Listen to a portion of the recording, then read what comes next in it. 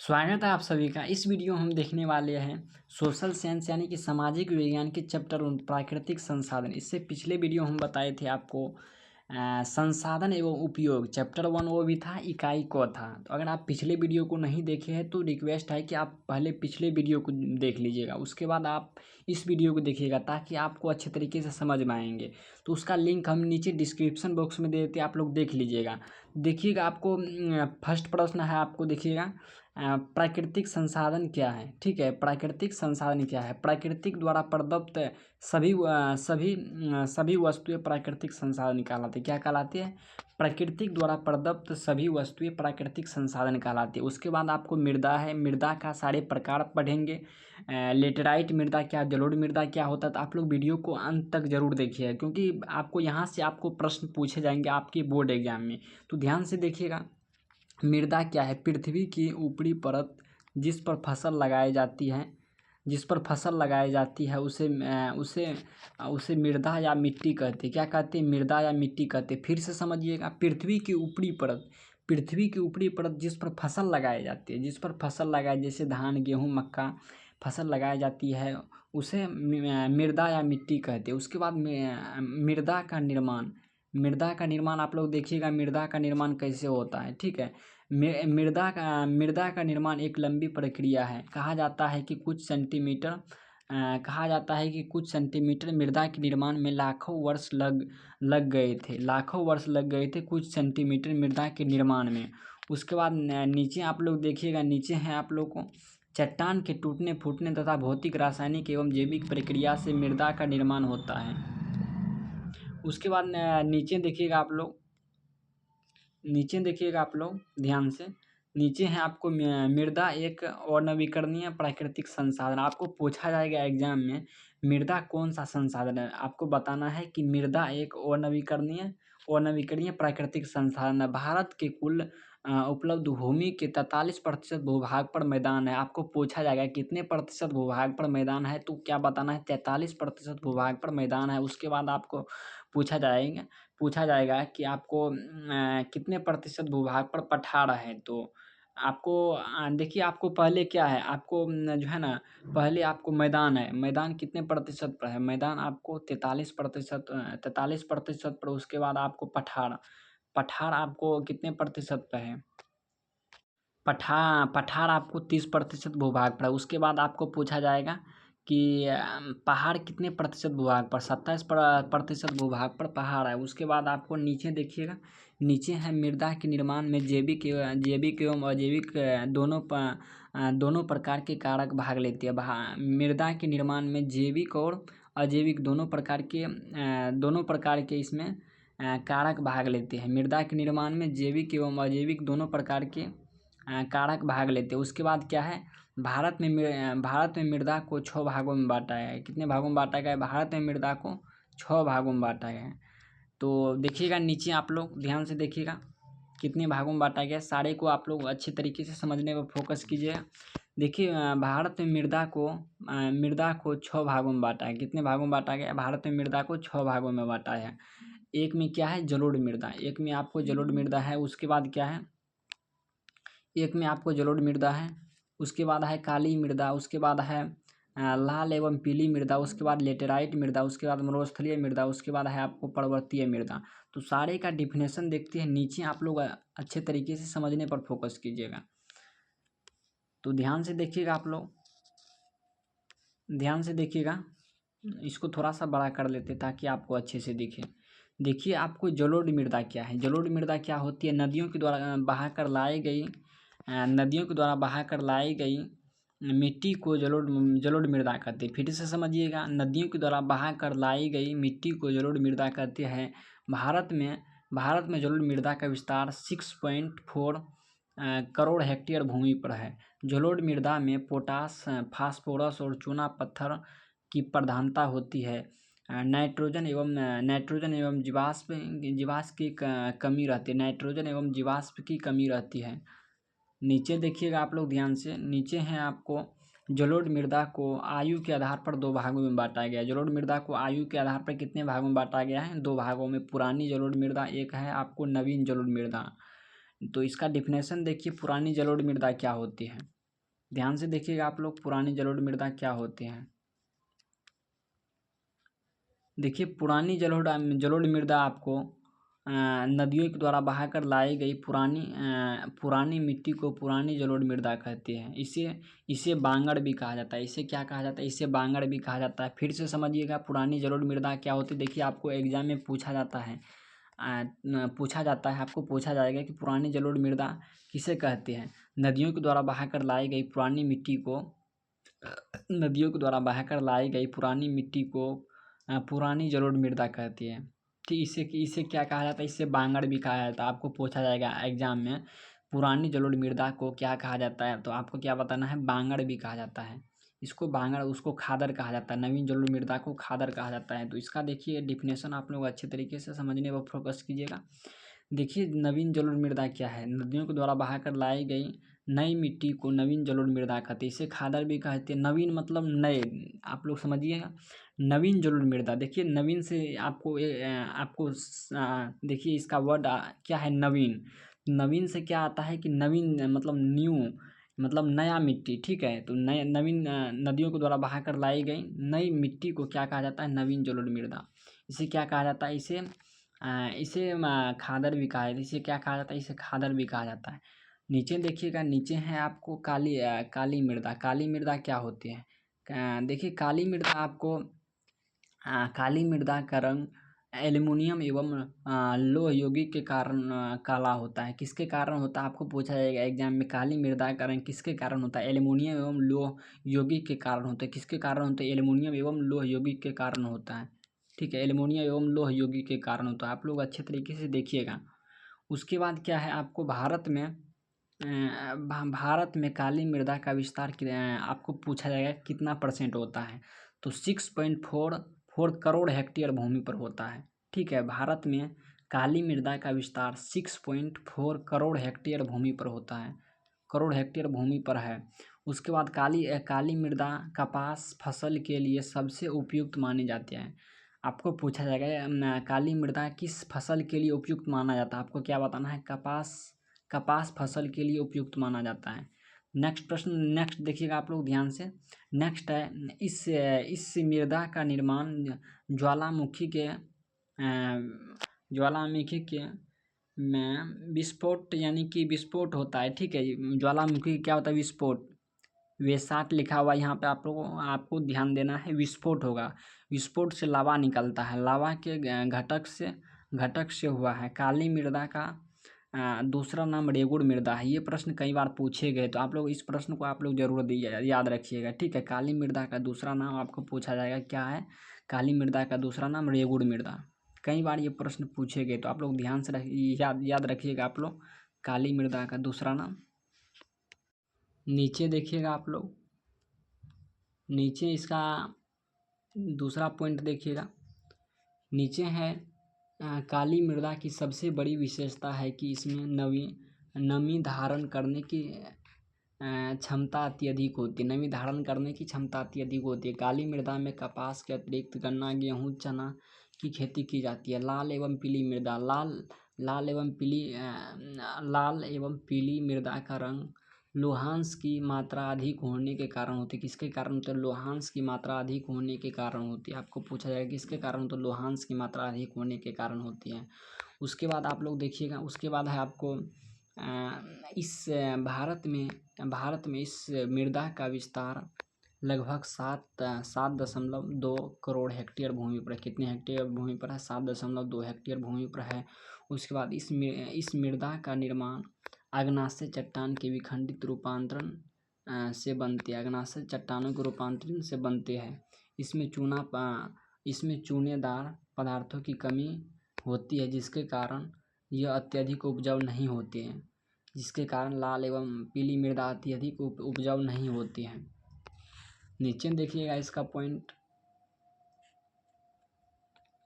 नीचे है अधिक उपजाऊ नहीं होती है। नीचे है, आपको ध्यान से देखिएगा, नीचे है इस मृदा में सिंचाई की व्यवस्था करके चावल, बाजरा, मूंगफली, तंबाकू, कपास का उत्पादन किया जाता है। लेटेराइट मृदा क्या होती है? लेटेराइट शब्द की उत्पत्ति ग्रीक भाषा के लेटर शब्द से हुआ है, जिसका अर्थ ईंट होता है। जिसका अर्थ क्या होता है? ईंट होता है। तो आप लोग ध्यान से देखिएगा। उसके बाद इस मृदा में ह्यूमस की मात्रा कम होती है। इस मृदा में पोटेशियम एवं लोह इसमें क्या है? पोटेशियम एवं लोहे के यौगिकों की मात्रा अधिक होती है, जिसके कारण इसका रंग लाल होता है। इस भारत में इस मृदा का विस्तार 1.3 करोड़ हेक्टेयर भूमि पर है।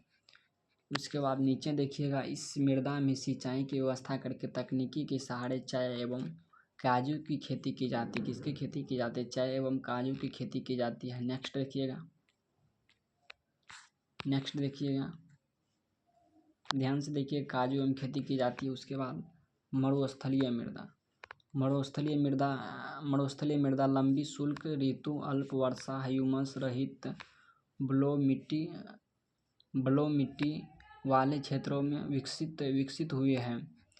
इस मृदा में बालू की मात्रा अत्यधिक पाई जाती है। इसमें बालू की मात्रा अत्यधिक पाई जाती है मरुस्थलीय मृदा में। ये आपको बालू वाले क्षेत्र में पाया जाती है, ठीक है। उसके बाद इस मृदा का रंग लाल या पीला होता है। मरुस्थलीय मृदा का रंग क्या होता है? लाल और पीला होता है। मरुस्थलीय मृदा का विस्तार राजस्थान, महाराष्ट्र, हरियाणा, गुजरात राज्यों में हुआ है। इस मृदा में सिंचाई की व्यवस्था करके कपास, गेहूं, बाजरा उत्पादन किया जाता है।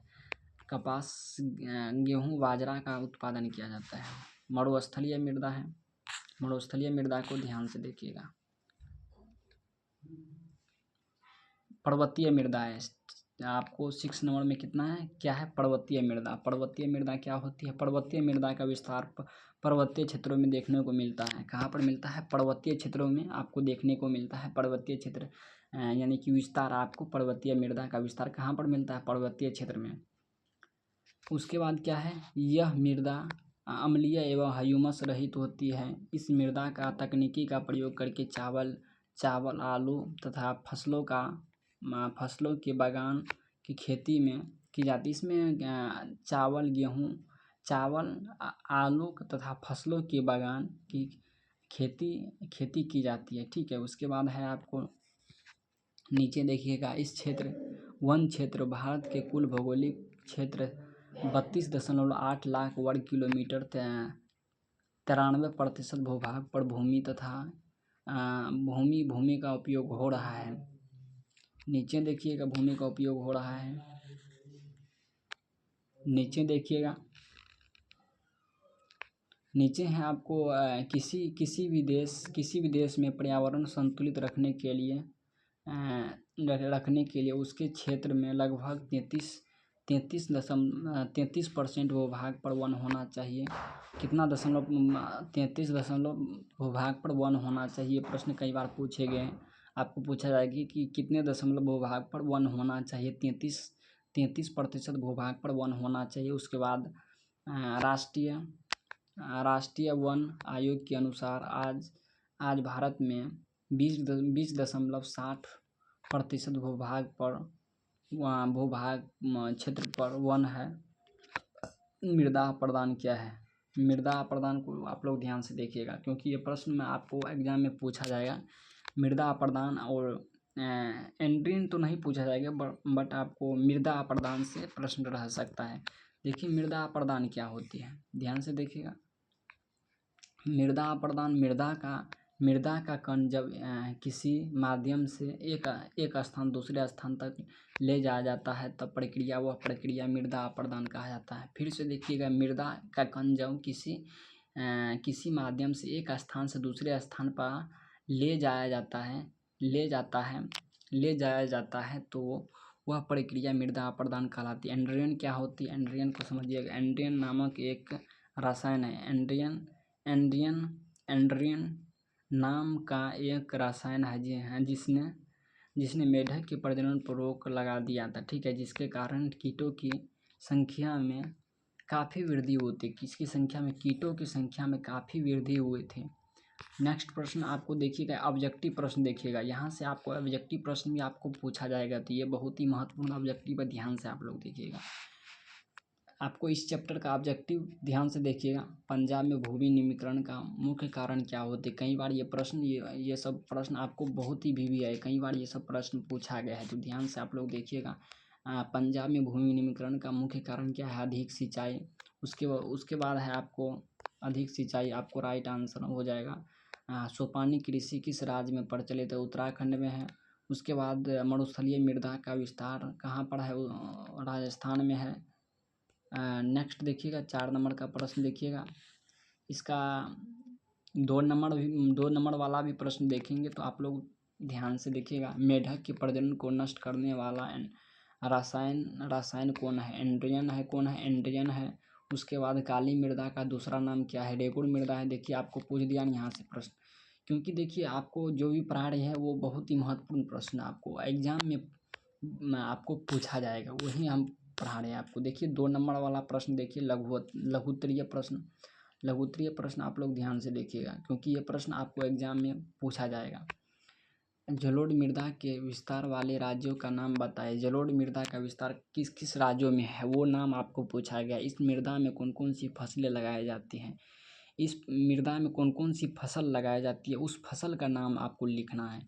तो क्या लिखा गया है? जलोढ़ मृदा का विस्तार उत्तर प्रदेश, बिहार, पंजाब, पश्चिम बंगाल, उत्तराखंड, असम इत्यादि राज्यों में है। जलोढ़ मृदा में धान, गेहूँ, मक्का, ज्वार, बाजरा इत्यादि फसल लगाई जाती है। उसके बाद है समोच्च कृषि से आप क्या समझते हैं? देखिए ये प्रश्न आपको पूछा जाएगा, ठीक है। इस बार आपके एग्जाम में ये प्रश्न पूछा जाएगा, तो आप लोग इस प्रश्न को ध्यान में आप लोग रखिएगा। उसके बाद समोच्च कृषि क्या है? पर्वतों पर मेड़ बनाकर की जाने वाली कृषि को समोच्च कृषि कहते हैं। ये भी प्रश्न आपको पूछा जाएगा, तो इस प्रश्न को भी आप लोग ध्यान में रखिएगा। उसके बाद पवन अपरदन वाले क्षेत्रों में कृषि के कौन सी पद्धति उपयोग मानी जाती है? इस प्रश्न को भी आप लोग ध्यान में रखिएगा। नेक्स्ट देखिएगा, नेक्स्ट आप लोग ध्यान से देखिएगा। नेक्स्ट है पवन अपरदन वाले क्षेत्रों में पट्टिका कृषि मानी जाती है, ठीक है। पवन अपरदन क्षेत्र में क्या मानी जाती है? पट्टिका कृषि मानी जाती है।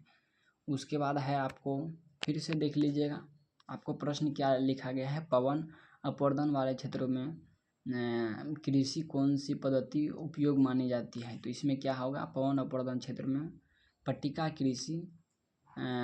कृषि मानी जाती है। उसके बाद है आप लोगों को प्रश्न देखिएगा। उसके बाद नेक्स्ट है कि भारत में किन भागों में नदी डेल्टा का विकास हुआ है? यहाँ की मृदा का क्या विशेषता है? यहाँ की मृदा का क्या विशेषता है? ये प्रश्न आपको एग्जाम में पूछा जाएगा, तो आप लोग ध्यान से देखिए। ये प्रश्न आपको पूछ सकता है एग्जाम में, ठीक है। तो ध्यान से देखिएगा आप लोग। क्या है? भारत के पूर्वी तटीय मैदान स्थित महानदी गोदावरी, कृष्ण, कावेरी नदियों द्वारा निर्मित जलोढ़ मिट्टी से नदी डेल्टा का विकास हुआ है। फिर से देखिए, भारत में पूर्व तटीय मैदान स्थित महानदी गोदावरी, कृष्ण और कावेरी नदियों द्वारा निर्मित जलोढ़ मिट्टी से नदी डेल्टा का विकास हुआ है। विशेषता, इस मृदा की विशेषता क्या है?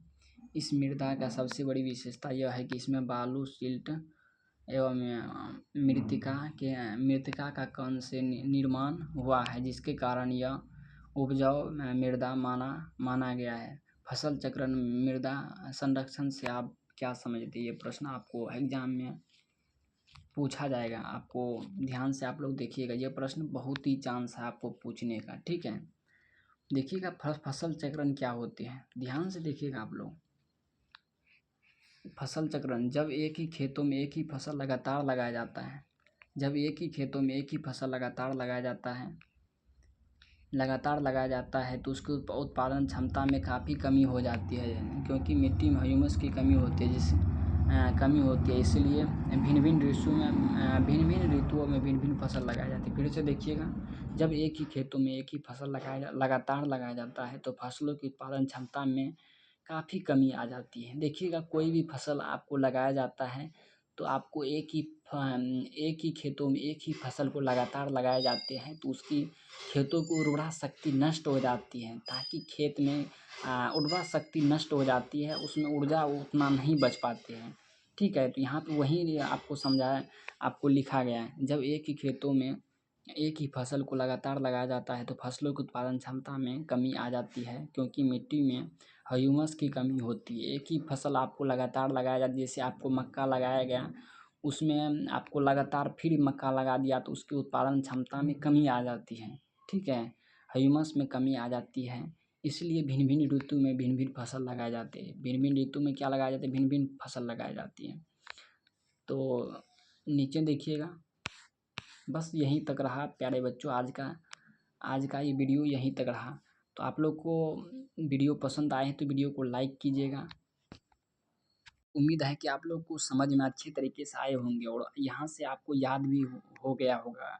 अच्छे तरीके से अगर आप देखे होंगे तो आपको याद भी हो गया होगा। और दोस्तों, अगर आप चैनल पर पहली बार आए, चैनल को सब्सक्राइब ज़रूर कीजिएगा ताकि आने वाला वीडियो सबसे पहले आप तक पहुँचे। तो मिलते हैं प्यारे बच्चों नेक्स्ट वीडियो में। तब तक के लिए अपना ख्याल रखिएगा। मिलते हैं नेक्स्ट वीडियो में। जय हिंद।